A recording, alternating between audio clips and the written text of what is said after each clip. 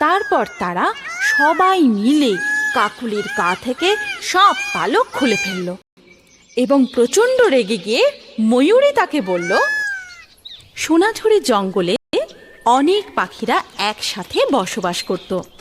সেই জঙ্গলেরই একটা ছোট্ট ভাঙাচোরা ঘরে থাকত কাকলি নামে এক কাক।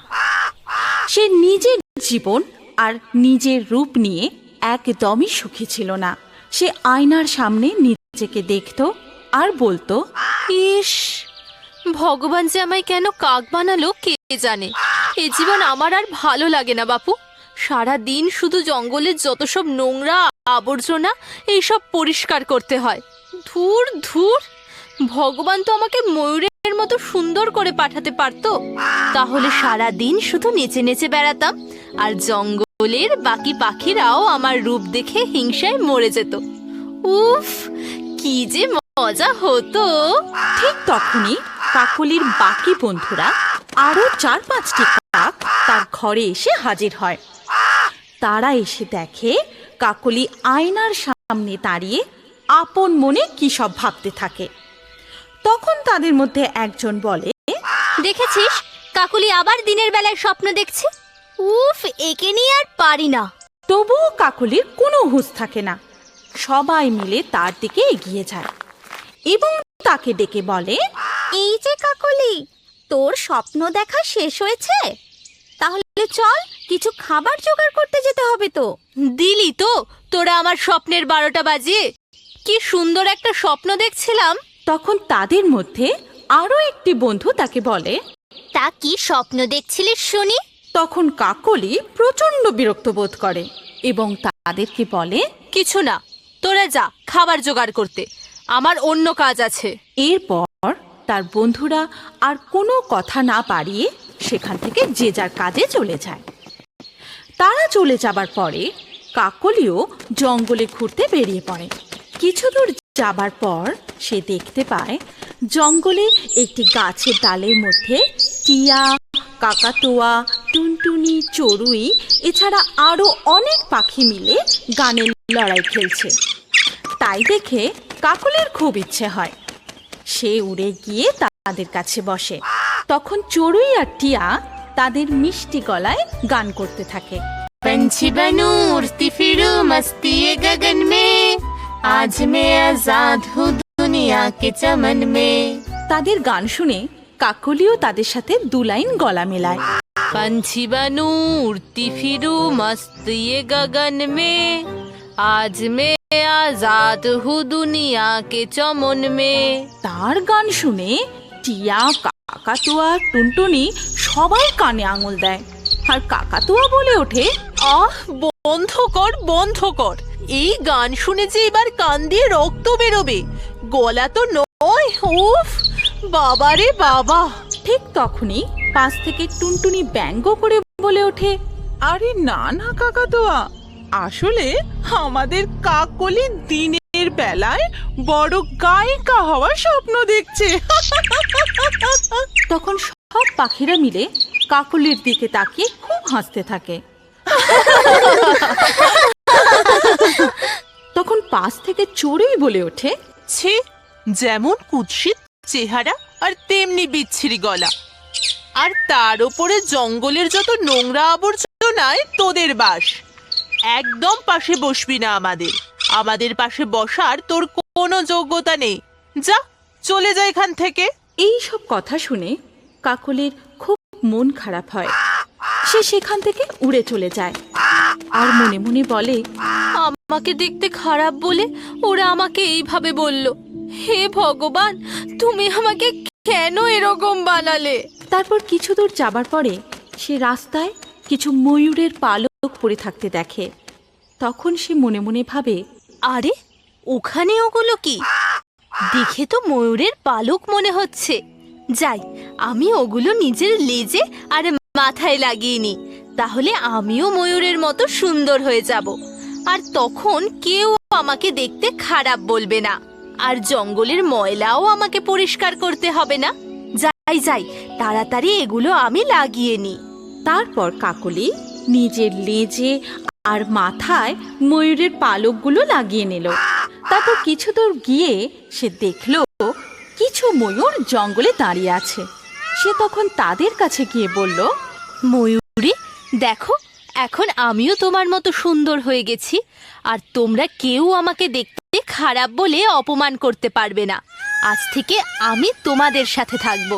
কাকলির এই সব কথা শুনে ময়ূরেরা খুব রেগে গেল। তখন তারা কাকলিকে জব্দ করার জন্য বলল, তাই বুঝি? কটা পালক লাগিয়ে তুমি আমাদের মতো হয়ে গেছো? ঠিক আছে, তাহলে প্রমাণ হয়ে যাক, তুমি আমাদের মতো নাচ করে দেখাও দেখি। এই বলে ময়ূরেরা তাদের লেজ নাড়িয়ে সুন্দর করে নাচ দেখাতে থাকলো। কিন্তু কাকলি তো নাচতেই পারে না। সে যেই নাচার চেষ্টা করলো, অমনি তার লেজ থেকে একটা একটা করে পালক খুলে সব পড়ে গেল। তখন সব ময়ূরেরা খুব হাসতে লাগলো। তারপর তারা সবাই মিলে কাকলির গা থেকে সব পালক খুলে ফেললো এবং প্রচন্ড রেগে গিয়ে ময়ূরী তাকে বলল, দ্বারকাক কখনো ময়ূরের পালক লাগালেই ময়ূর হয়ে যায় না। তোরা কুৎসিত ছিলিস, কুৎসিত আছিস, আর কুৎসিতই থাকবি। ওই জঙ্গলের নোংরা আবর্জনা পরিষ্কার করাই তোদের কাজ, আর তোরা তাই করবি। যা, দূর হ চোখের সামনে থেকে। খুব ময়ূর সাজার শখ হয়েছিল, যা, চলে যা বলছি। এই কথা শোনার পর কাকলির খুব মন খারাপ হয়। সে সেখান থেকে চলে যায়। কিছু দূর গিয়ে সে একটা নদীর ধারে বসে খুব কাঁদতে থাকে। ঠিক তখনই কাকলির বন্ধুরা খাবার জোগাড় করে সেই রাস্তা দিয়ে ফিরছিল। তারা কাকলিকে কাঁদতে দেখে তার কাছে যায়। কাকলি তখন তাদের সমস্ত ঘটনা খুলে বলে। সব কিছু শুনে তাদের মধ্যে একজন বলে, অনেক হয়েছে কাকুলি, এবার এসব বন্ধ কর।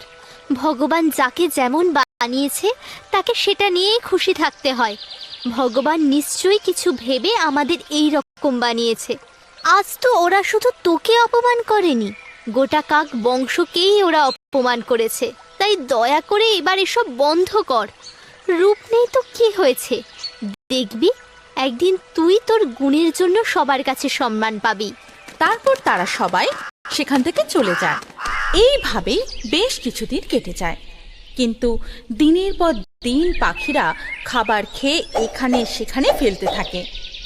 এইভাবে চলতে থাকায় কিছুদিনের মধ্যেই গোটা জঙ্গল একদম অপরিষ্কার হয়ে যায়। বাজে দুর্গন্ধ বের হয় এবং অস্বাস্থ্যকর পরিবেশ তৈরি হয়। এই নিয়ে জঙ্গলের প্রধান পেঁচা মহাশয় খুব দুশ্চিন্তায় পড়ে। তখন সে ময়না আর শালিককে বলে, এ কি সমস্যায় পড়া গেল বলতো ময়না?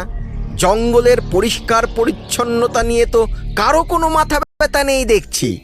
জঙ্গলের সব পাখিরা তো যাচ্ছে তাই ভাবে জঙ্গলকে অপরিষ্কার করে চলেছে। এই অস্বাস্থ্যকর পরিবেশে থাকলে তো সবাই অসুস্থ হয়ে পড়বে। কি করা যায় বলতো?